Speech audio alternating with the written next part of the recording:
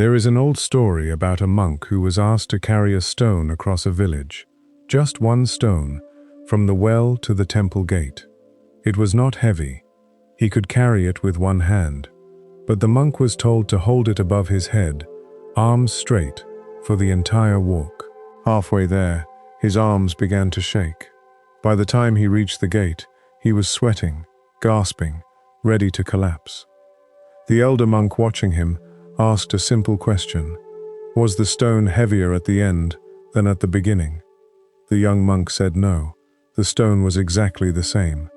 Then what changed? The elder asked, and the young monk understood. It wasn't the stone, it was how long he had been holding it up, and how tightly. That story has stayed with me since I first heard it, because I used to think my sleepless nights were about the size of my problems. The bigger the problem, I believed, the less I could rest. But that's not actually true. I used to think a quiet mind belonged to people who simply had less going on in their lives. Then I lived through a season where I had more going on than ever, and somehow I slept better than I had in years. What changed wasn't my circumstances. What changed was how I was holding them. This video is about that difference. It's about why some nights your mind won't stop running even though nothing urgent is happening, and why some people can face real hardship and still close their eyes in peace. We're going to walk through an old way of thinking about the mind, one that doesn't ask you to fix your life before you can rest. It asks you to change your grip. Most people lying awake at 2 in the morning aren't afraid of the dark. They're afraid of their own thoughts, replaying, rehearsing, predicting, defending. You know the feeling. You close your eyes, and instead of stillness, you get a courtroom. Every unresolved conversation shows up as a witness. Every mistake gets cross-examined again. Every fear about tomorrow gets a closing statement. And somewhere around 4 in the morning, you're still holding the stone above your head, arms shaking, wondering why you can't just put it down. Here's the part nobody tells you. You were never supposed to hold it that long. The mind was built to carry thoughts, not to grip them. The difference between thinking and gripping. There's a difference between a thought passing through your mind and a thought you've wrapped your fingers around. A passing thought is like a bird flying through an open room. It enters, it exists for a moment, it leaves. You don't have to chase it out or invite it to stay. But most of us don't let thoughts pass. The moment something uncomfortable shows up, we grab it. We hold it still so we can examine it from every angle, again and again, as if enough repetition will finally solve it. Think about the last time a small worry visited you during the day. Maybe it was a message you sent that didn't get a reply as fast as you expected. For a second, it was just a thought, light as air, passing through, and then something in you reached out and caught it mid-flight. You held it up to the light. You turned it over. You asked yourself what it meant. You built a small story around it, and then a bigger one, and by the evening, that one passing bird had become a heavy stone sitting in your chest, and you couldn't remember the moment you had reached out and grabbed it in the first place. This is the pattern almost nobody notices while it's happening. It happens so fast, so automatically, that it feels like the thought itself arrived heavy. It didn't. It arrived light. You added the weight. And you added it not because you're weak or broken, but because somewhere along the way, you learned that holding on to a thought, gripping it, turning it over and over, felt like a form of control. If I keep thinking about it, some part of you believes I will eventually solve it, or predict it, or protect myself from it. But that's rarely how it works. Most of the time, gripping a thought doesn't solve anything. It just tires your hands. This is the first shift the old teachers point to, and it's worth sitting with slowly, because it goes against almost everything modern life has taught us about handling problems. Not stop thinking, because that's impossible, and even trying makes it worse. You cannot command a mind to go blank any more than you can command a river to stop flowing by yelling at the water. The instruction itself becomes another thought to grip, another stone added to the pile. The shift the old teachers offer is quieter than that, and much more workable. The shift is noticing when you've turned a passing bird into a stone you're gripping with both hands. That's it. Just noticing. Not fixing, not fighting, not forcing. Noticing. Picture your mind as a wide, open room with many doors and windows. All day long, birds fly through. Some are small and quiet, barely noticed. Some are loud, flapping, demanding attention the second they enter. Your job was never to keep the room empty. An empty room isn't the goal, and it was never realistic. Birds are going to come. Thoughts are going to come. Worries, memories, predictions, judgments. They will keep flying through as long as you are alive and paying attention to your life. The goal, the old teachers say, is simply to let the room stay open. Let the birds enter and let them leave through the same open windows they came in through. The trouble starts the moment you close the windows and doors, because a particular bird troubles you. You think closing everything will keep it contained, controlled, manageable. Instead, you've trapped it in the room with you, and now it's flying in circles, panicking, and so are you. Gripping looks different for everyone. For some people it looks like rehearsing an argument they already had, giving themselves better lines this time, imagining ways it could have gone differently. For others it looks like replaying a mistake from years ago, a comment made in a meeting, a decision that didn't work out, holding it up in the dark and asking why, as if the asking itself will change the outcome. For others, it's future-focused, running simulations of tomorrow's difficult conversation from every possible angle, trying to prepare for every version of how it might go wrong. In every case, the mechanism is the same.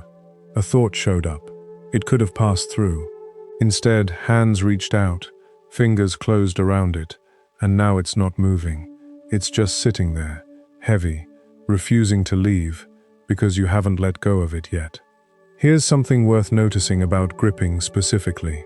The tighter the grip, the harder it becomes to think clearly about the very thing you're gripping. This sounds backward, but it's true. When you're holding a thought tightly, turning it over and over, you're not actually examining it with clarity. You're just handling it roughly, again and again, the way anxious hands might worry a coin in a pocket, without actually looking at the coin at all. Real clarity, the kind that leads to genuine insight or resolution, requires a certain looseness, a certain space around the thought. You cannot see something clearly while your fist is closed around it. You can only see it clearly once you open your hand and let it rest, visible, in your open palm.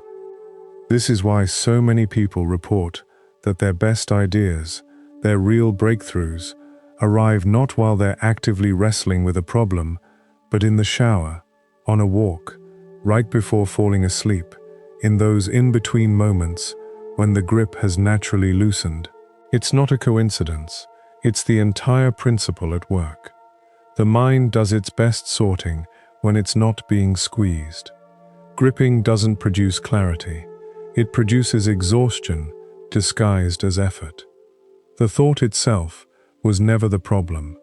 This is worth repeating slowly, because it contradicts almost everything we're taught about handling difficulty. We're taught that if a thought is uncomfortable, the discomfort means something is wrong and needs fixing immediately.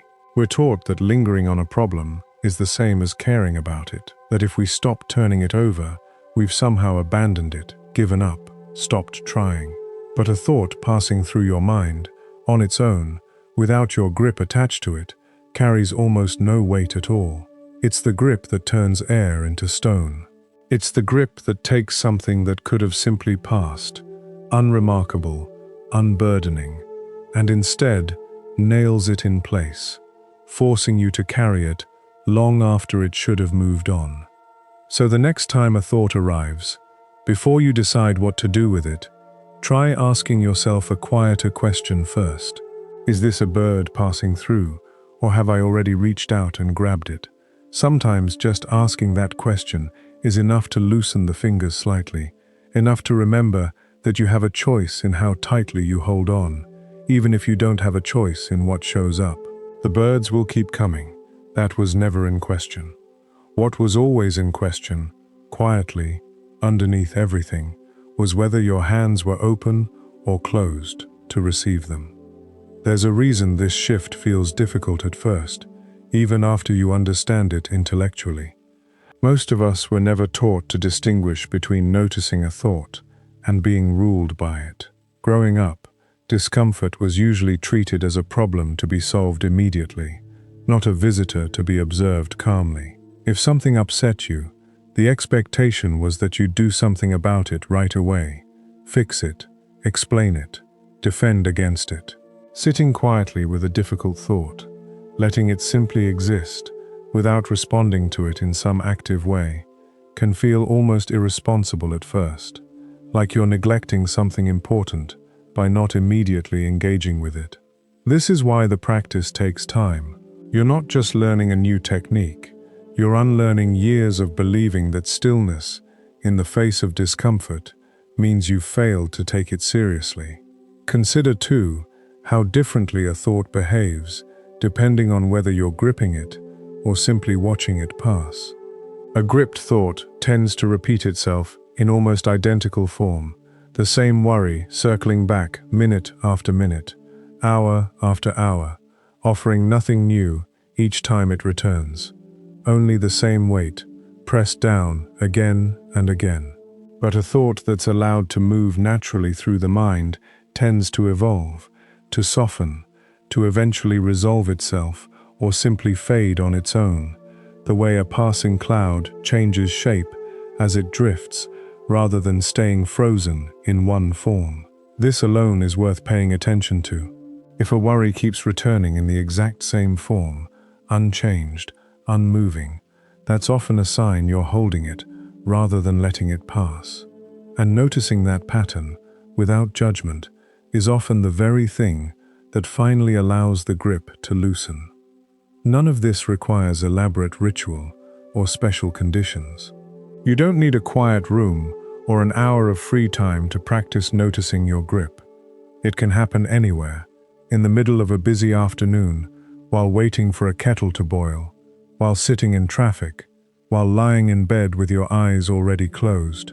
All it requires is a brief pause, a small internal question, asked gently rather than urgently. Is this bird passing through, or am I holding it? The answer doesn't need to arrive with certainty. Sometimes just asking the question is enough to remind your hands that they were never required to stay closed in the first place.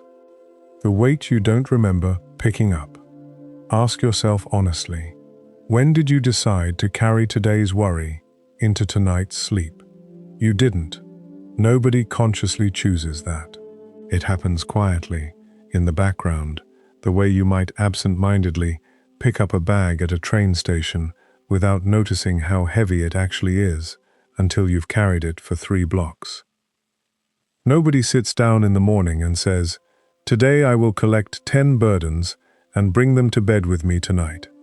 And yet, almost every night, that's exactly what happens, to nearly everyone, without a single conscious decision being made along the way. This is how burden works. It rarely announces itself. It doesn't knock on the door and ask permission to move in. It slips in through the cracks of an ordinary day, so quietly you don't even register the moment of arrival. A comment from a coworker sits in you a little longer than it should.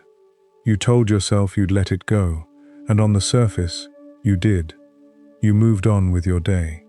But some small part of it stayed behind, tucked into a corner of your chest, waiting. A fear about money attaches itself to your ribs without asking permission, arriving somewhere between checking your bank balance and scrolling past a headline about rising prices. It doesn't feel like a big moment. It rarely does. And that's exactly the problem. Burden almost never arrives as a big moment. It arrives as a series of small, forgettable ones, so small that by themselves, none of them seem worth mentioning. By the time you're lying in bed, you're carrying 10 small stones you never agreed to hold, and your mind, confused about why it feels so heavy, starts searching for reasons, which only adds more weight. This searching is one of the strangest and most exhausting parts of the whole process. Your body knows something is heavy. It can feel the weight even before your mind can name it. So your mind goes looking for an explanation, scanning through the day, through the week, through old memories, trying to find the source of the pressure. And in the searching, it often finds more than it needed. It finds not just today's stone, but an old one from months ago that never fully got set down. It finds a worry about a relationship that isn't even urgent right now, but shows up anyway because the search process stirred it loose. The searching itself becomes another form of gripping, another way of adding weight while trying to understand weight. And so the night stretches on, heavier with every passing hour of trying to figure out why it's so heavy in the first place. Think about your own days, the small ones nobody would ever call dramatic. A stranger was short with you in a store, and you barely noticed it happen, but something in your shoulders tightened for a second and never fully released. You read a message from a friend that felt slightly cooler than usual, and you told yourself it was nothing, and it probably was nothing, but a small question mark got planted anyway, and question marks, left unanswered, have a way of growing roots. You compared your progress to someone else's, just for a moment, scrolling through a screen, and a small stone of inadequacy dropped into the pile without any ceremony at all. None of these moments, on their own, would ever be described as significant, and that's exactly why they're so easy to miss, and exactly why, by the time night comes, you find yourself lying there, wondering why your chest feels so tight when nothing big happened today. The old wisdom here isn't about strength. This is an important distinction, because so much of modern advice about stress and burden focuses on strength, on toughness, on pushing through, on carrying more without breaking. Be resilient, we're told. Build a thicker skin. Learn to handle pressure. But the old teachers were pointing at something else entirely, something quieter and, honestly, more useful. It's about awareness. Not the strength to carry more, but the awareness to notice what you're already carrying, most of which you never agreed to pick up, and most of which you don't actually need to keep holding. You cannot release a weight you don't know you're holding. This is the simplest and most overlooked truth in the entire teaching. People spend enormous energy trying to relax, trying to unwind, trying to force their bodies into stillness, all while unconsciously still gripping stones they haven't even identified yet. It's like trying to lower your arms while your hands are still clenched around something invisible. You can lower the arms technically, but the fists stay closed, and the tension stays exactly where it was. Relaxation techniques fail more often than they should, not because they don't work, but because they're being applied to a body that's still holding on to things the mind hasn't acknowledged yet. So the practice begins with a strange kind of honesty, noticing, without judgment, what you've quietly picked up today. This means, before bed, or even during a quiet moment in the middle of the day, taking a slow internal inventory, not analyzing, not solving, just noticing. What am I actually carrying right now that I didn't have this morning? Was it a look someone gave me, a sentence I read, a comparison I made without meaning to? The goal isn't to fix each one immediately. The goal is simply to see them, to name them quietly, one at a time, the way you might set a series of small stones down on a table where you can finally look at them clearly, instead of feeling their combined weight pressing against your chest without knowing why. This kind of honesty is harder than it sounds, because it requires you to stop performing for yourself, Stop insisting that you're fine, that nothing bothered you today, that you're above being affected by small things. The truth is, we are all affected by small things, constantly, and the ones who seem to carry the least aren't the ones who feel less. They're simply the ones who've learned to notice the stones as they land, instead of only discovering the full pile at 2 in the morning, wondering why sleep won't come, and why everything suddenly feels so unbearably heavy for no reason they can name. There's a particular kind of relief that comes from finally naming what you've been carrying, even before you've done anything to address it. This might seem strange at first, since naming a burden doesn't remove it. The bill still needs to be paid. The difficult conversation still needs to happen. And yet, something genuinely shifts the moment a vague, formless heaviness becomes a specific, nameable thing. A weight you can name is a weight you can set down, even briefly. A weight you cannot name simply sits on you indefinitely, formless and inescapable, because there's nothing concrete to release. This is part of why writing things down at the end of a difficult day helps so many people sleep more easily. Not because the list solves anything, but because it turns invisible weight into visible stones, laid out where they can finally be seen and, eventually, set aside. It's also worth noticing how differently burden accumulates depending on how connected you are to your own day as it happens. On the days when you move through hours quickly, distracted, half present, checking a screen between tasks, rushing from one obligation to the next, the small stones tend to pile up unnoticed, because there was never a pause long enough to register them landing. On the days when you move a little slower, when you actually notice the moment a comment stings or a comparison stirs something uncomfortable, the stones still arrive, but they arrive one at a time, visible, nameable, easier to set down before bed, rather than easier to lose track of. This isn't an argument for slowing your entire life down. It's simply an observation that awareness, even brief awareness, changes how heavy the same day ends up feeling by nightfall. And so the invitation, quiet as it is, remains the same each evening.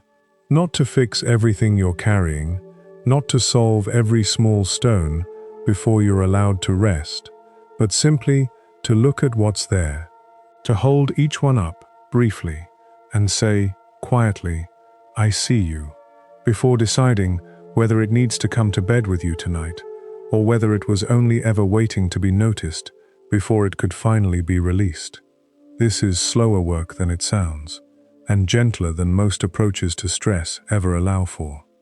There's no checklist here, no 5-step method promising instant lightness by morning. Some nights, the inventory will be short, a single stone easily named and set aside. Other nights, it will feel endless, one small weight leading to another, until it seems like naming them is only making the pile more visible rather than lighter. That feeling is not a sign the practice has failed. It's simply a sign of how much had gone unnoticed for how long. And unnoticed weight, once finally seen clearly, sometimes needs a little time before it stops feeling heavy just because it's finally been acknowledged. Why fighting your thoughts makes you weaker, not stronger. I used to fight my racing thoughts like an opponent. I'd tell myself, "Stop thinking about this," and of course, the thought got louder. It's almost comedic, looking back, how confidently I approached each sleepless night, as if it were a battle I could win through sheer willpower. I would lie there, jaw tight, mentally shouting at my own mind to be quiet, as if volume and force had ever once, in the history of anyone's experience, successfully silenced an unwanted thought. Anyone who has tried to force themselves not to think about something knows this trap. The instruction itself keeps the thought alive. Try it right now, for a moment. Try not to think about a red door. Try, with real effort, to push the image of a red door completely out of your mind. You'll notice almost immediately that the harder you try, the more vividly that red door appears, painted in more detail than it would have arrived with on its own. This isn't a flaw in your willpower. It's simply how attention works. What you resist, you reinforce. What you fight, you feed. For years, I misunderstood this completely. I thought that if a thought kept returning, it meant I hadn't fought hard enough, that I needed a stronger version of the same strategy, more force, more repetition of the command to stop, more mental effort thrown at the problem like water on a fire that somehow kept growing instead of shrinking. It never occurred to me that the fire wasn't fed by the thought itself, but by the fighting. Every time I told myself to stop thinking about something, I was, in that very instruction, thinking about it again, more intensely than before, wrapped now in frustration and self-criticism for not having stopped already. The fight didn't reduce the thought. It multiplied it and added a second layer of exhaustion on top, the exhaustion of failing at a battle that was never winnable in the first place. This is where the old teaching flips the entire approach, and the first time I encountered it, it felt almost too simple to be real, the way genuinely useful ideas often do. You are not meant to fight the thought. You are meant to stop adding your grip to it. Read that again slowly, because it's easy to skim past without absorbing what it's actually suggesting. It isn't telling you to suppress the thought more efficiently. It isn't offering a better technique for winning the fight. It's telling you there was never supposed to be a fight at all. The entire framework of battling your own mind, treating your thoughts as an enemy to be defeated, was the mistake from the very beginning, not a strategy that simply needed refining. Imagine holding a rope in a tug-of-war with your own mind.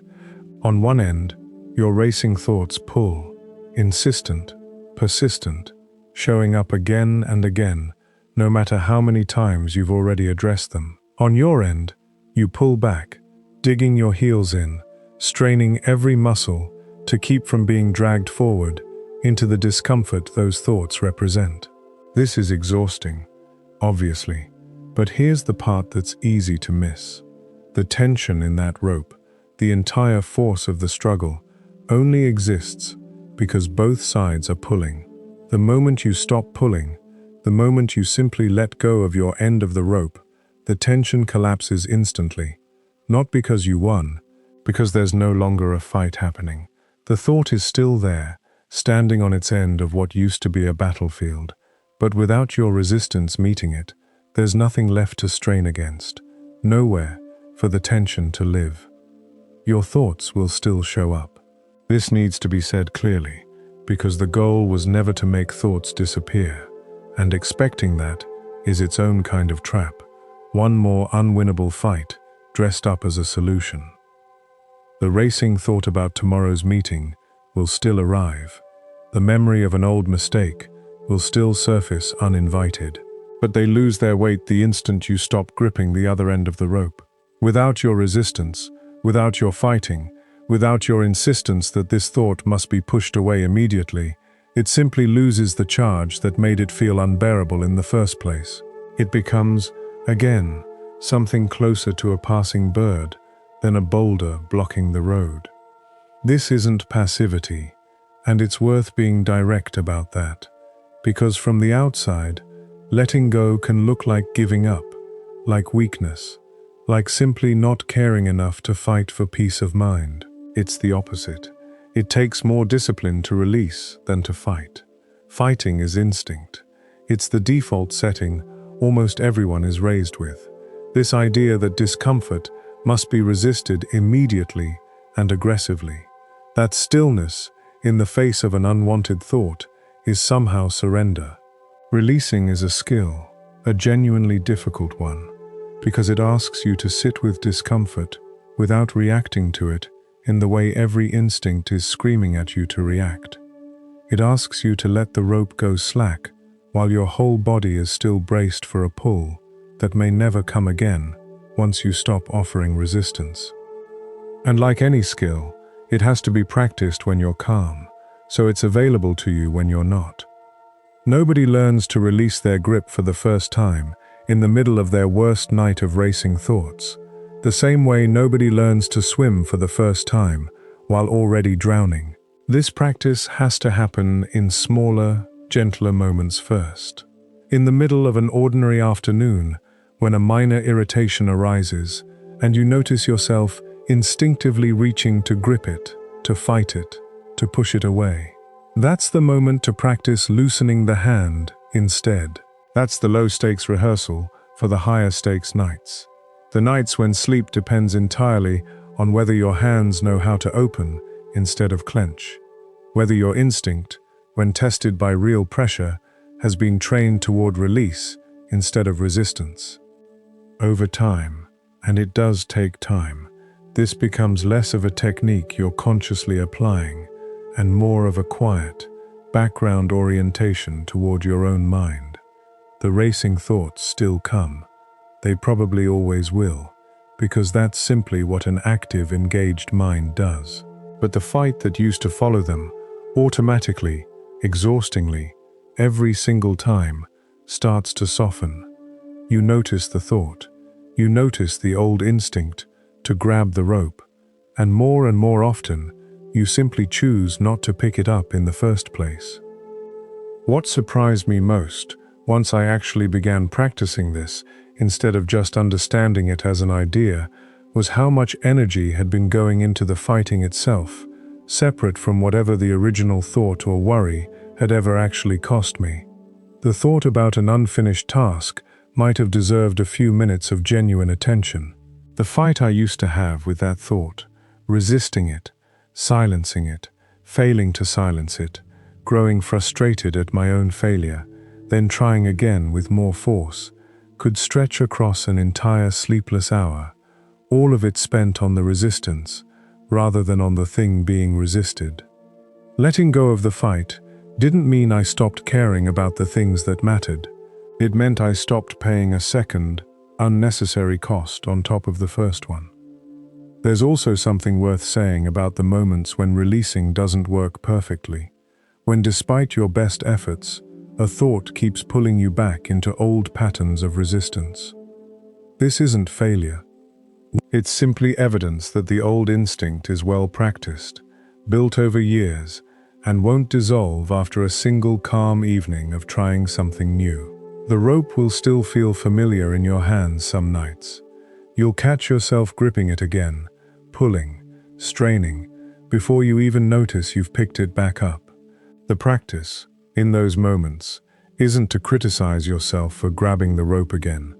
It's simply to notice, gently, and let go once more, as many times as it takes, for as many nights as it takes, until releasing starts to feel less like an effort and more like the mind's natural resting state, the place it returns to once it finally remembers it was never required to fight in the first place. None of this happens overnight, and it shouldn't be expected to. The instinct to fight was built slowly, reinforced night after night, year after year, every time discomfort was met with resistance instead of release.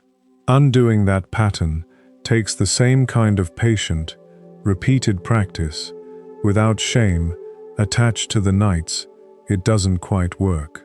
What matters isn't a perfect record of calm evenings.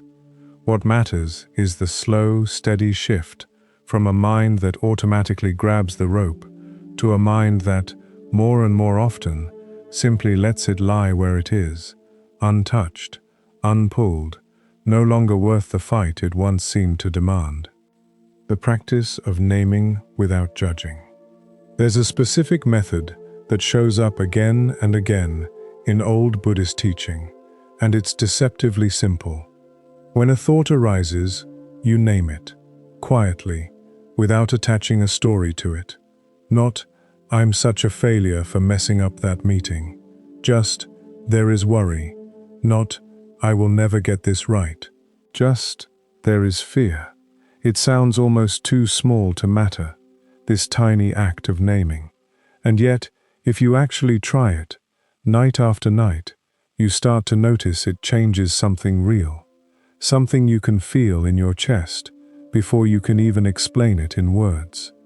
Most of us were never taught to separate the feeling from the story wrapped around it. From a very young age, discomfort arrived, pre-packaged with explanation. You didn't just feel afraid, you were told, or you told yourself, that you were afraid because you weren't good enough, because you'd failed, because something was fundamentally wrong with you that needed fixing before the fear would ever go away. The feeling and the story became fused so early and so completely that most people can't even tell where one ends and the other begins. Naming, in its simplest form, is the practice of gently prying them apart again. The naming does something powerful. It creates a tiny gap between you and the thought. This gap is easy to underestimate because it's so small, almost invisible in the moment it happens. But that small gap changes the entire relationship. Without naming, you are the fear, fully merged with it, drowning in it. There's no distance from which to observe it, no vantage point outside the feeling. You're inside the wave, being tossed by it, unable to see its shape or its edges because you're too close, too fused, too completely identified with it to notice anything except the overwhelming sensation of being pulled under. With naming, you are the one noticing the fear. That's an entirely different relationship, and it's worth pausing on how significant that shift actually is. The fear hasn't disappeared. It's still there, present, real. But now there are two things in the room instead of one: the fear and the one who notices the fear. That second presence, quiet as it is, changes everything about how the night unfolds. The stone is still there, but now it's beside you, instead of fused into your hands. You can look at it. You can acknowledge its weight without being crushed underneath it. You can even, eventually, set it down, because it was never welded to your palms in the first place. It was only ever held there by the grip of not noticing. This isn't about pretending the thought doesn't matter. That's an important distinction, because naming can sound, at first, like a kind of denial, a way of minimizing something real by giving it a small, quiet label instead of the full attention it seems to demand. But naming isn't minimizing. It's actually a form of taking the feeling seriously enough to look at it directly, instead of letting it run wild through every corner of your mind, unnamed and unchecked. It's about recognizing that observing a feeling and being consumed by a feeling are two very different experiences of the same night. The events of your day might be identical in both cases. The worry might be exactly as valid, exactly as worth addressing eventually. But one version of the night leaves you gasping, pulled under by something formless and enormous, while the other leaves you tired but intact, having spent the hours beside something difficult rather than dissolved inside it. Try it the next time your chest tightens over something unresolved. Instead of following the thought down every branch it offers you, every possible outcome, every imagined conversation, every worst-case scenario stacked on top of the last one, just say, quietly, to yourself, there is worry here. Nothing more. No explanation attached. No justification for why the worry is reasonable or unreasonable. No promise to solve it before you're allowed to stop naming it. Just the simple, quiet acknowledgement. There is worry here. You'll notice something almost immediately. The thought loses some of its authority. It stops being the voice in charge of the room and becomes simply one guest among many, allowed to stay for a while, but no longer running the whole house. This image is worth holding on to because it captures something true about how an unnamed feeling behaves. Left unnamed, a worry doesn't just sit quietly in a corner. It takes over. It rearranges the furniture. It answers the door for every other thought that shows up, filtering all of them through its own anxious lens, until the entire room, the entire night, belongs to it completely. Once it's been named, it shrinks back down to its actual size. It becomes one guest, present, real, worth acknowledging, but no longer the host of the evening. This small act, repeated night after night, slowly retrains the mind to stop confusing a feeling is present with a feeling must be obeyed. This confusion is at the root of so many sleepless nights. The mind assumes that if fear has shown up, something must be done about it right now, immediately, before rest is permitted. Naming interrupts that assumption gently, without force. It doesn't argue with the fear or try to prove it wrong. It simply acknowledges it clearly and briefly, and in doing so, removes the urgency that made it feel like something requiring immediate action rather than something that could simply be noticed and allowed to exist, unresolved, until morning. Over time, this practice becomes less effortful, more automatic, the way any repeated skill eventually does.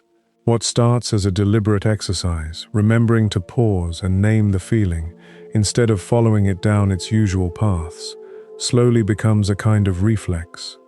The mind begins to recognize its own patterns faster, catching the worry, the fear, the spiral of thought, closer to its beginning, rather than deep inside its middle. And each time it's caught and named, the gap between you and the feeling opens a little more easily, a little more quickly, until naming stops feeling like a technique you're applying and starts feeling like simply how you relate to your own mind, quietly, honestly, without the old habit of being swallowed whole by whatever shows up first. It helps to understand why such a simple act carries so much weight.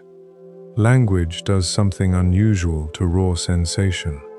A feeling, before it's named, exists as pure intensity, undefined, shapeless, seemingly limitless, because it has no edges yet. The moment you put a word to it, even a plain, ordinary word like worry or fear, the feeling gains a boundary. It becomes a thing with a shape, rather than a formless pressure filling the entire body and mind at once. This is not a trick of the mind pretending something smaller than it is. It's simply how naming works, in any context. A problem you can describe in a sentence feels different from a problem that only exists as a vague, looming sense of dread. The size of the difficulty hasn't changed. Its shape has, and shape is what makes something possible to hold. You can test this for yourself over several nights and notice the pattern. On the nights you skip naming and simply let the mind run unchecked from thought to thought, notice how much longer it takes to settle, how much further each thought seems to spiral before losing its grip. On the nights you practice naming, even briefly, even imperfectly, notice how much sooner the mind seems willing to loosen its hold. This isn't a promise of instant results. Some nights, the naming will feel awkward, forced, like speaking a foreign phrase you haven't practiced enough to say naturally. That's fine. The practice isn't about performing it perfectly. It's about returning to it, night after night, until it becomes less like a technique borrowed from somewhere else, and more like a language your own mind has finally learned to speak fluently, on its own terms, in its own time. There's a version of this practice that goes slightly further, useful once naming a single feeling starts to feel natural. Instead of only naming the feeling once, you let the naming become a quiet rhythm, returning to it each time a new branch of thought tries to pull you forward. There is worry. And then, a few minutes later, when the mind has wandered into some imagined version of tomorrow, gently, without frustration, there is worry again.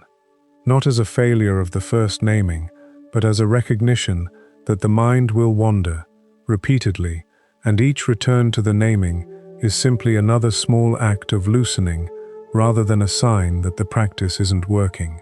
Some nights this happens only once or twice. Other nights it happens a dozen times before sleep finally arrives. Both are normal. The goal was never a mind that stops wandering. It was a mind that, each time it wanders, knows the quiet way back. What makes this practice sustainable, night after night, year after year, is precisely how undramatic it is. There's no elaborate ritual, no special posture required, no need to fully believe in it before it starts to help. It asks only for 3 or 4 quiet words, offered honestly, without performance, whenever the chest tightens or the mind starts circling. Small as it is, this act, repeated patiently, slowly reshapes the relationship between you and whatever shows up uninvited in the dark. The body remembers what the mind refuses to release. Here's something worth sitting with. Even after you consciously decide to let a thought go, your body often keeps holding the tension. Your jaw stays clenched, your shoulders stay raised toward your ears, your breath stays shallow, high in your chest, as if you're still bracing for impact. This gap between what the mind has decided and what the body is still doing is one of the most overlooked parts of the entire process, and it explains why so many people feel like they've let go mentally, only to lie awake for another hour, confused about why peace still hasn't arrived. Think about the last time you consciously told yourself a worry didn't matter anymore, that you'd already thought it through enough, that it was time to move on. Maybe you even believed it, in that moment, and yet your hands stayed slightly curled, your stomach stayed tight, your breath stayed shallow and high, barely reaching the bottom of your lungs. The mind had made its decision, the body hadn't received the message yet, or hadn't believed it, or simply hadn't caught up to what the mind had already concluded. This isn't a failure of willpower, it's simply how the body works, and understanding this changes how you approach the whole process of settling down for the night. The old teachers understood something modern life often forgets. The mind and the body are not separate rooms. They are the same house. This idea runs directly against how most of us were taught to think about ourselves, as a mind that controls a body, a driver operating a vehicle from somewhere up front, giving commands the body simply follows. But that's not how it actually works, and anyone who has ever tried to think their way out of physical tension already knows this from experience. You cannot simply decide your shoulders should drop and have them drop instantly, the way you might decide to change your mind about something and have the thought shift immediately. The body has its own memory, its own pace, its own way of processing what's happened, separate from and often slower than the mind's conclusions. If your body is still holding the posture of carrying weight, your mind will keep believing there's weight to carry, even after the thought has technically passed. This works in both directions, which is part of what makes it so important.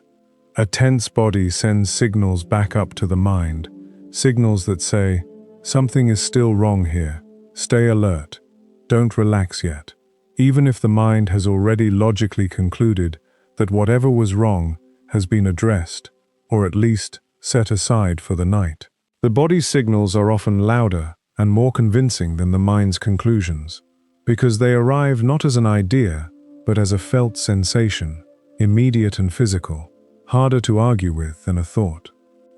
This is why a slow, deliberate breath before sleep isn't a cliché wellness tip, even though it can sound like one, tossed around so often in casual advice that its actual power gets lost under the repetition.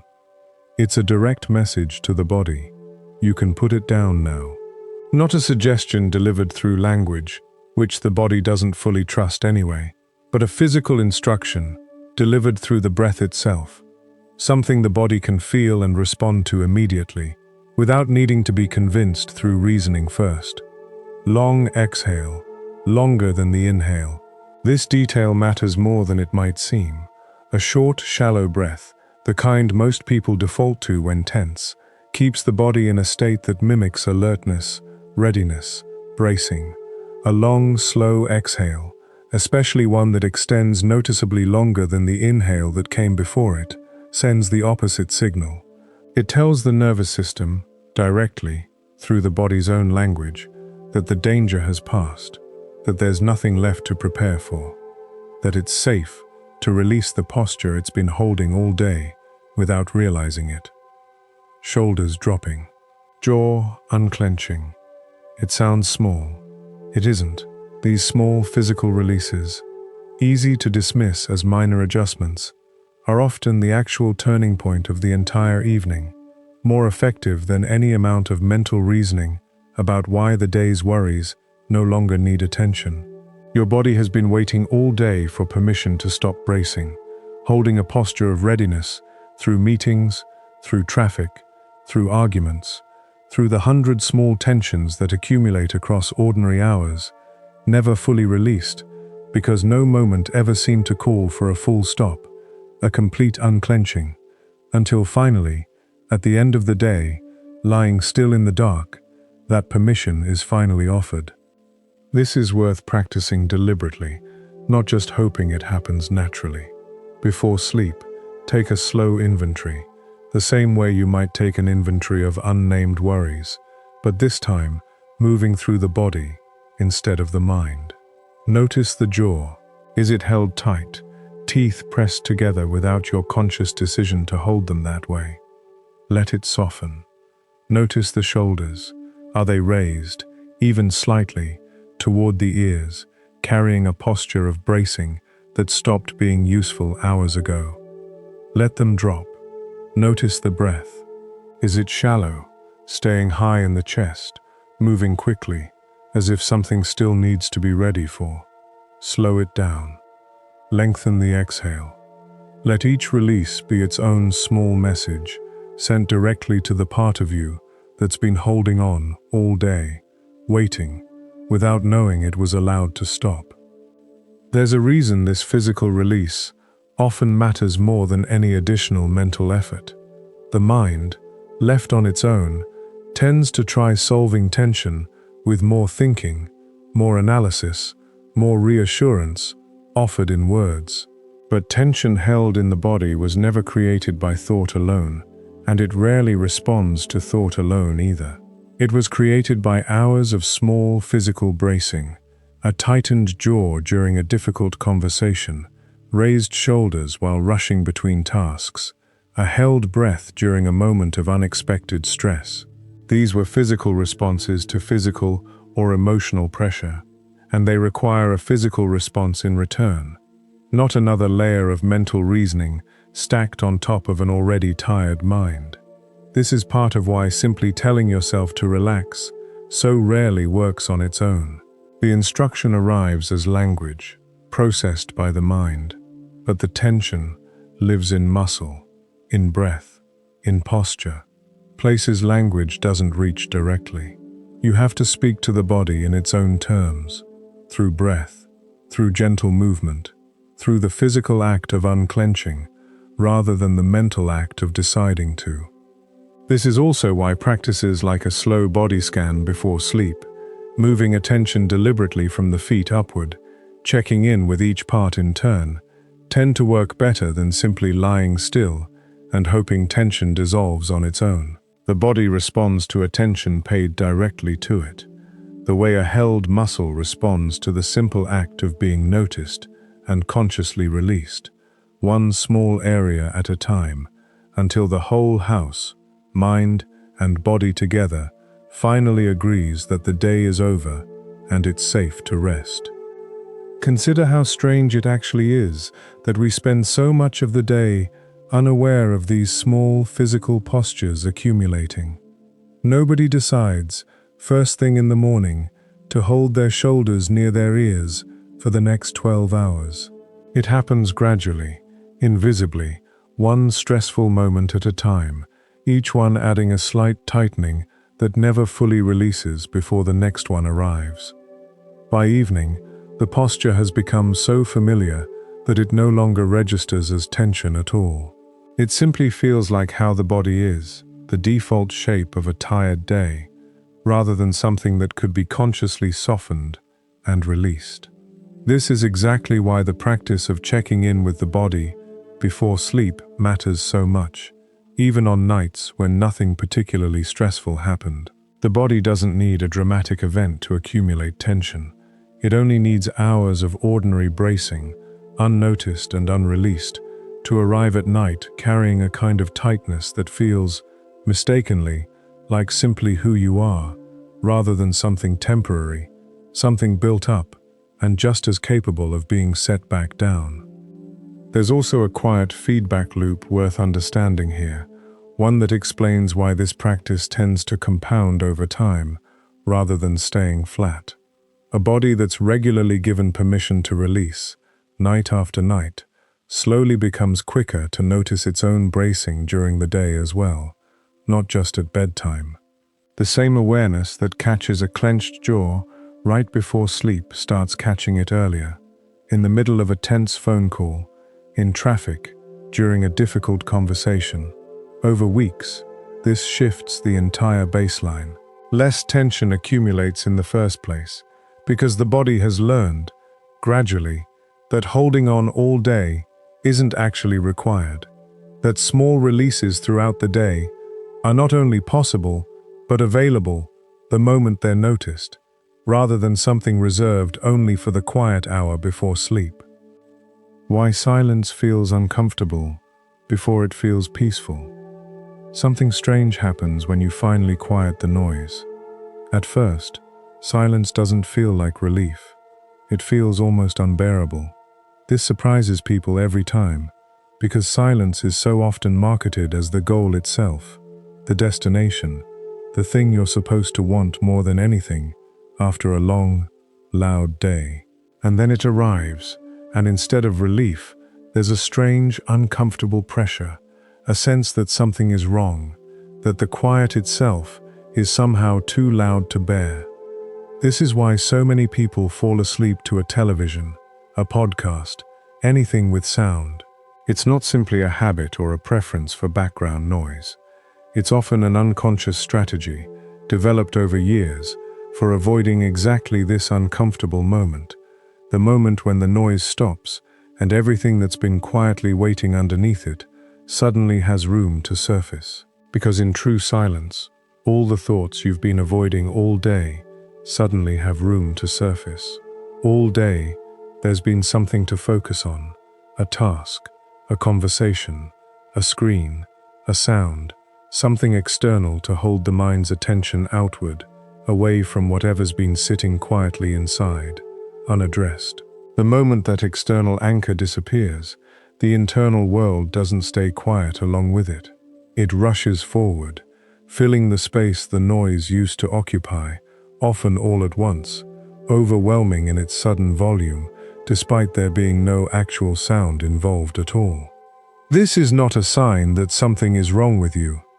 This needs to be said clearly, because the discomfort of silence often gets misread as evidence of a problem, anxiety, restlessness, an inability to simply relax the way other people seem to manage so easily. It's a sign that you've been running from something all day, and silence is simply where it finally catches up. This reframing matters enormously. The discomfort isn't a malfunction. It's simply the natural result of finally slowing down enough for something to catch up to you that's been trailing behind all day, patient, waiting for exactly this moment of stillness to finally be acknowledged. The old teaching doesn't ask you to escape this moment. This is perhaps the hardest part of the entire practice, because every instinct, every years-long habit, points toward escape the moment discomfort arrives. Turn on a sound. Pick up the phone. Distract, avoid, postpone. Anything except sitting still, inside the uncomfortable quiet, and letting it simply exist around you. But the old teaching asks something different, something that goes against every learned instinct. It asks you to sit in it without flinching, because on the other side of that discomfort is a stillness that no noise could ever manufacture. The relief that comes from distraction is always temporary, always requiring the next distraction, and the next, an endless supply of noise needed to keep the silence at bay indefinitely. The stillness that comes from actually sitting through the discomfort of silence, letting it be uncomfortable without running, is different in kind, not just in degree. It doesn't need to be maintained through constant input. It simply exists once you've stopped fighting your way out of it. The silence isn't empty. This is worth repeating because it's easy to assume that silence, by definition, contains nothing, that its discomfort must therefore be irrational, arising from nothing at all. But silence is rarely empty in the way it appears. It's where the weight finally has nowhere left to hide, which means it's also where it can finally be seen clearly enough to set down. All day, the noise, the busyness, the constant stream of external input gives every unresolved thought and feeling countless places to hide, tucked behind a task, a conversation, a scrolling thumb, never quite visible long enough to be addressed.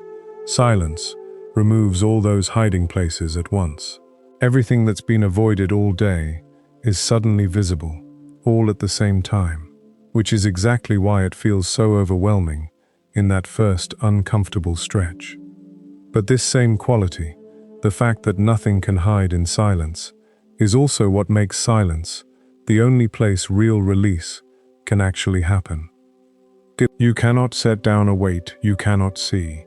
You cannot release a thought you've been successfully avoiding all day through constant distraction. Silence, uncomfortable as its arrival often is the one condition where everything finally becomes visible enough to actually be addressed, named, and set aside. The discomfort at the beginning isn't a sign to leave. It's simply the sound of everything you've been avoiding finally being given the room it needed to surface, so that it can, at last, be allowed to settle and eventually to rest. It helps to think of silence not as an empty room, but as a room that's finally had its lights turned on. The furniture was always there. Every worry, every unresolved conversation, every quiet fear about tomorrow. During the noisy hours of the day, the room stayed dark, and you moved through it without bumping into anything, without even knowing what was there. Silence turns the lights on. For a moment, everything looks cluttered, overwhelming, more than you remembered leaving behind. But nothing new has actually appeared. You're simply seeing, clearly, for the first time in hours, what was always present, and what was always going to need to be seen eventually, one way or another, before real rest could arrive. This is why the first few minutes of true quiet are so often the hardest part of the entire night, harder even than the racing thoughts that sometimes follow. Once you've sat through that initial discomfort, once the room has been fully lit and nothing in it has turned out to be as unbearable as the anticipation suggested, something in the body and mind both begin to settle. Not because the worries have vanished, but because they've finally been allowed to exist in plain view, without the exhausting effort of keeping them hidden behind noise and distraction. And it's only from that plain view, uncomfortable as it first appears, that true stillness has any chance of arriving, not manufactured, not borrowed from a screen or a sound, but real, earned, and finally, quietly, your own. It's worth remembering, on the nights when silence feels especially unbearable, that this discomfort has an expiration point. It doesn't last the whole night, and it doesn't get worse the longer you sit with it, even though it might feel that way in the first few minutes. Like most discomfort that arises from finally facing something instead of avoiding it, the intensity is greatest right at the start, when everything that's been held back all day arrives at once. Stay a little longer than instinct suggests, past the point where reaching for a distraction feels most tempting, and the noise inside tends to thin out on its own, not because it's been solved, but because it's finally been given the space it needed to simply exist for a while, unhidden, unavoided, and, eventually, easier to set down than it ever was to keep carrying in silence disguised as noise.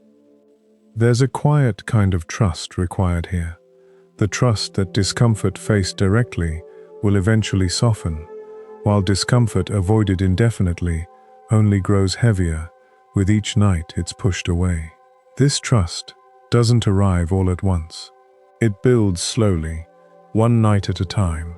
Each time you choose to sit inside the silence a little longer than you did before, and notice, with some surprise, that what waited on the other side of the discomfort wasn't collapse, but a kind of stillness you couldn't have reached any other way. This is, in the end, the quiet exchange at the heart of the whole practice. Noise offers comfort now, at the cost of the same unresolved weight, returning tomorrow night, and the night after, unchanged, still waiting behind whatever sound was used to cover it. Silence offers discomfort now, brief and real, in exchange for something noise can never provide. An actual ending to the day, a genuine setting down of what's been carried since morning. Most people never make this trade consciously. It happens slowly, almost by accident. The first time curiosity outweighs the urge to reach for a distraction, and silence is allowed to simply be what it is, uncomfortable at first, and then, eventually, the quietest kind of relief there is. None of this requires giving up sound completely, forever, as some kind of strict rule. That would only become another form of gripping, another fight to win before rest is permitted. It simply means, every so often, on the nights you have the willingness for it, letting the room go quiet a little earlier than usual, and staying there, without reaching for the remote or the phone the moment discomfort arrives. A few minutes at first, then, gradually, longer. Not because silence needs to be endured as some kind of discipline, but because underneath the discomfort, waiting patiently, is the only kind of rest that was never going to arrive through noise in the first place. The illusion that tomorrow needs to be solved tonight. Most sleepless nights are spent trying to solve tomorrow while lying in the dark, as if exhaustion were a form of preparation. It isn't. Your mind convinces you that if you just think about the problem hard enough, right now, at midnight, you'll wake up with it handled. But clarity was never born from exhaustion. It was born from rest. This is one of the strangest tricks the tired mind plays on itself, night after night, and almost nobody questions it while it's happening, because in the moment, it feels productive. It feels responsible. It feels like the opposite of giving up. Think about how this actually plays out. You're lying there, and a problem surfaces, something about tomorrow, a conversation you need to have, a decision you haven't made, a task you're behind on. And instead of letting it exist quietly until morning, your mind grabs it and starts working, turning it over, running through possible outcomes, rehearsing what you might say, imagining how it might go wrong, imagining how you'd respond if it did. This feels, in the moment, like preparation. It feels like you're getting ahead of the problem, doing the work now so that tomorrow will be easier. But notice what actually happens by morning. You're not clearer, you're not more prepared, you're simply exhausted, carrying the same unresolved problem, now wrapped in the additional weight of a sleepless night on top of it. This is the illusion at the center of so many long nights. The belief that if you just keep thinking, keep turning the problem over, keep running the simulations, you'll eventually land on the answer, and only then will you be allowed to rest. But problems solved at midnight, under exhaustion, rarely hold up in daylight. Anyone who has ever solved something at 3 in the morning, only to look at that same solution the next afternoon and wonder what they were thinking, already knows this from experience. The tired mind doesn't produce clarity. It produces the feeling of movement, the sensation of doing something, without the actual quality of thought that real solutions require. The old wisdom treats sleep itself as part of the solution, not a pause from solving. This reframing changes everything about how the night is approached.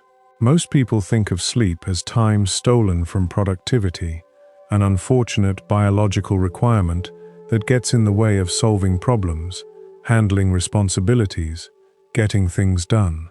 Rest, in this view, is what happens after the real work is finished, a reward, or at best, a necessary inconvenience. But the old teachers understood something different. Sleep isn't separate from solving, it's part of it. It's the stage where the mind actually processes, sorts, and settles what the waking hours gathered, without any conscious effort required at all. You are not abandoning your responsibilities by resting. You are returning to them with a mind capable of actually carrying them well. This distinction matters more than it might seem at first. A mind that's been forced to stay awake, wrestling with a problem for hours past its natural limit, doesn't arrive at morning sharper. It arrives depleted, running on the same low reserves it had at midnight, now further drained by hours of unproductive circling. Compare that to a mind that set the problem down, rested fully, and picked it back up fresh. The problem is identical in both cases. The capacity to handle it is not. This is why so many genuine breakthroughs, in every field, in every kind of work, tend to arrive not during the forced, exhausted hours of trying, but shortly after waking, or in the quiet space right after rest, when the mind, finally restored, can see clearly what exhaustion had been hiding from it all along. The stone doesn't need to be carried at 2 a.m. It will still be there in the morning, and so will you, hopefully with steadier arms. This image is worth returning to slowly, because it captures something the exhausted mind resists believing at midnight. The problem isn't going anywhere. It doesn't need a guard posted over it all night to make sure it doesn't escape or worsen while you sleep. It will be exactly where you left it, waiting, patient, unchanged by how many hours you spent awake worrying about it. The only thing that changes between midnight and morning, if you allow yourself to actually rest, is you. You arrive different, steadier, more capable of meeting the same problem with something other than exhaustion and dread. I remember believing that the people who slept well simply had fewer things worth worrying about. This assumption felt obvious for a long time, almost too obvious to question. Surely, I thought, calm people had calm lives. Surely their nights were peaceful because their days had given them less to carry. It took me years to realize the opposite was often true. The people I admired most for their calm were carrying real weight, real responsibility, real uncertainty about the future. Some of them were facing decisions far heavier than anything keeping me awake, and yet, somehow, they slept. What separated them wasn't a lighter life. It was a decision, made and remade daily, that midnight was not the hour for solving. This decision doesn't arrive naturally. It has to be chosen, deliberately, often against every instinct, urging you to keep thinking, to keep working, to keep proving to yourself that you're taking the problem seriously enough by refusing to let it rest. But the people who sleep well despite real difficulty have simply learned, through practice, that taking a problem seriously and staying awake, obsessing over it, are not the same thing. Sometimes taking something seriously means giving it your full, rested attention tomorrow, rather than your depleted, circling attention tonight. Morning had that job, night had a different one, and that job was simply rest. This division of labor, simple as it sounds, is one of the most useful reframings available to anyone caught in the pattern of nightly problem solving. Assign each hour its proper task. The daylight hours are for deciding, acting, addressing, moving things forward. The night hours are for something else entirely, something the daylight hours cannot do on their own, no matter how much effort is thrown at them. Rest isn't a gap in the schedule waiting to be filled with more thinking. It's its own essential task, one that makes every other task, every decision, every difficult conversation possible to handle well the next time you face it. Learning to trust this division takes practice, especially for anyone who has spent years believing that vigilance equals responsibility, that letting go of a problem before it's resolved is a form of negligence. But the evidence, over time, tends to be convincing on its own. The nights you allow yourself to set the problem down, trusting that morning will still be there to receive it, tend to be followed by mornings where the problem looks smaller, more manageable, more solvable than it did in the dark. Not because anything about the problem changed overnight, but because you did. The stone stayed the same weight. Your arms finally rested, simply became strong enough to carry it again.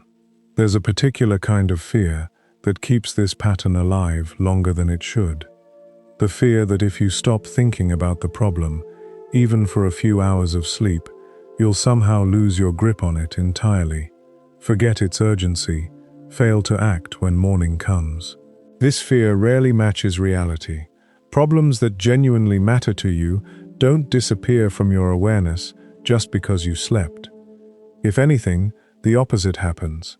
A rested mind remembers what matters more reliably than an exhausted one, because exhaustion itself degrades memory, focus, and judgment in ways that are well documented and easy to notice once you start paying attention. The fear of forgetting, examined honestly, is usually just another form of the grip, another reason offered by the tired mind to justify staying awake a little longer, as if wakefulness itself were proof of commitment. It's also worth noticing how this pattern tends to repeat itself across different kinds of problems, not just the obviously large ones. It isn't only major decisions or crises that get dragged into the midnight hours. Sometimes it's something as small as an email you haven't sent yet, or a minor disagreement that's still unresolved, and yet the mind treats it with the same urgency it would give something far more serious. This is worth noticing, because it reveals how automatic the pattern has become, applying the same midnight vigilance to everything, regardless of scale. Part of the practice, over time, is learning to ask a simple question before letting a thought pull you into hours of nighttime effort.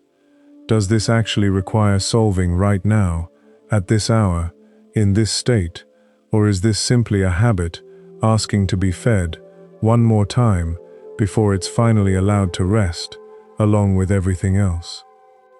Letting the grip loosen one finger at a time. Nobody releases every burden all at once. That's not how it works. And expecting instant peace only becomes another stone to carry. The stone of, why can't I just relax already? This particular stone deserves special attention, because it's one of the most common traps for anyone who has just started learning any of these practices. You hear about letting go, about releasing the grip, about setting down the weight, and something in you decides that tonight should be the night it all finally works, completely, immediately, and permanently. And when it doesn't, when the mind still races a little, when sleep still takes longer than you'd hoped, a new frustration arrives on top of the old one, the frustration of having failed at relaxing, which is, of course, its own kind of tension, its own new stone added to the pile. The old teachers speak of practice, not perfection.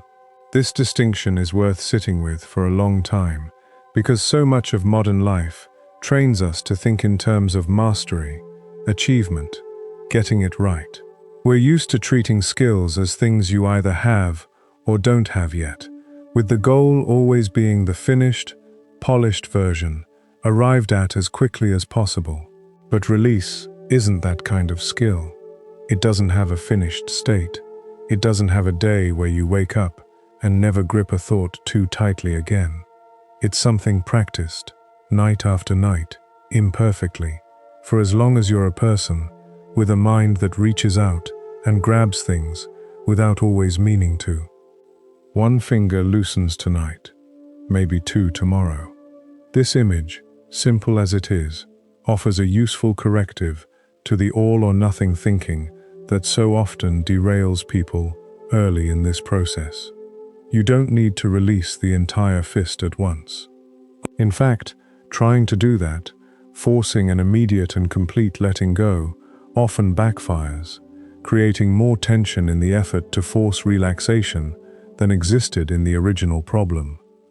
Real release tends to happen gradually, one small part at a time, the way a tightly closed hand naturally softens finger by finger rather than snapping open all at once. Tonight, maybe only the smallest finger loosens, barely noticeable, easy to dismiss as insignificant. But it isn't insignificant. It's the beginning of a pattern that, repeated night after night, eventually reaches the whole hand. The goal was never a mind with no thoughts. It was a mind that no longer clenches around every single one. This reframing matters enormously because so many people approach these practices with the wrong target in mind. They imagine the endpoint as a kind of mental silence, an empty, thoughtless stillness that would make sleep automatic and worry impossible. That endpoint doesn't exist, not for anyone, not even for those who have practiced release for decades. Thoughts will keep arriving, worries will keep surfacing. This is simply what a living, engaged mind does, and no amount of practice changes that basic fact. What changes, slowly, with repetition, is not the frequency of thoughts, but the relationship to them. A mind that once clenched around every single thought that arrived, gripping each one tightly, examining it from every angle, refusing to let it pass, gradually becomes a mind that lets most thoughts move through without grabbing at all, reserving its attention for the few that genuinely need it. This gradual quality is worth trusting, even when progress feels invisible. Change that happens one finger at a time doesn't announce itself the way dramatic transformations do. There's no single night where you'll look back and say, "This was the moment, everything changed." Instead, if you look back after weeks or months of practice, you might notice, almost by surprise, that certain nights that once would have kept you awake for hours now settle within 20 minutes. That certain worries that once spiraled endlessly now get named, briefly, and allowed to pass without the old struggle. These changes accumulate quietly beneath the level of daily awareness, until one day the difference is undeniable, even though no single night felt like the turning point. It also helps to remember that some nights will still be difficult, even after real progress has been made, and that this doesn't erase the progress or mean you're back at the beginning. A particularly stressful day, an unresolved conflict, a genuine crisis, these can all tighten the grip again, sometimes suddenly, even after months of easier nights. This isn't failure, it's simply evidence that the mind responds to real pressure the way it always has, and that release, like any skill, gets tested most under exactly the conditions that make it hardest to access. The response, on those harder nights, isn't to abandon the practice in frustration, but to return to it exactly as before, one finger at a time, without expecting the process to move faster just because the stakes feel higher. Over enough time, this patient, repeated practice becomes less something you do and more something you are. The grip that once closed automatically around every uncomfortable thought starts, more and more often, to simply stay open from the beginning, never needing to be pried loose in the first place. This is the quiet destination of all this practice, not a mind emptied of thought, but a mind that has finally learned it was never required to hold on so tightly to begin with. It's worth being honest about how uneven this progress tends to look while it's happening, because expecting a smooth, upward line from tense to relaxed sets up its own disappointment. Some weeks will feel like real breakthroughs, several nights in a row where sleep comes easily, where the grip barely tightens at all before it's noticed and released. Other weeks will feel like a return to the very beginning, old patterns resurfacing as though nothing had been practiced at all. This unevenness isn't a sign of failure, It's simply the actual shape most gradual change takes, whether in this practice or almost any other meaningful shift in how a person relates to their own mind.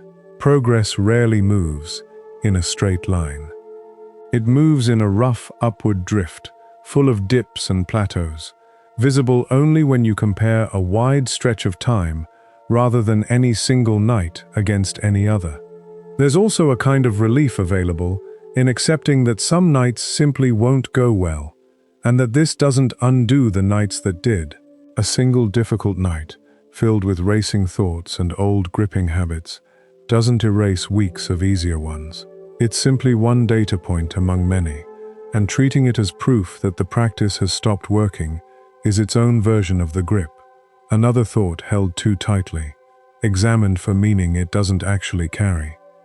The steadier approach is to notice the difficult night, name what's happening if naming helps, breathe if breathing helps, and then let the night simply be what it is, without demanding it prove anything about the nights that came before, or the nights still to come. What eventually emerges from this slow, uneven, patient practice isn't a permanent state of calm, immune to disruption. It's something more useful than that. It's familiarity with the process of releasing itself. Enough repetition that even on the hardest nights, some part of you knows the shape of what to do, knows that gripping tightly has never actually solved anything, knows that loosening, one finger at a time, however long it takes on any given night, is still the direction worth moving in. That knowledge, quiet and unglamorous as it is, tends to matter more over a lifetime than any single night of perfect, effortless rest ever could. This is also why comparing your own progress to someone else's calm rarely helps and often makes things worse.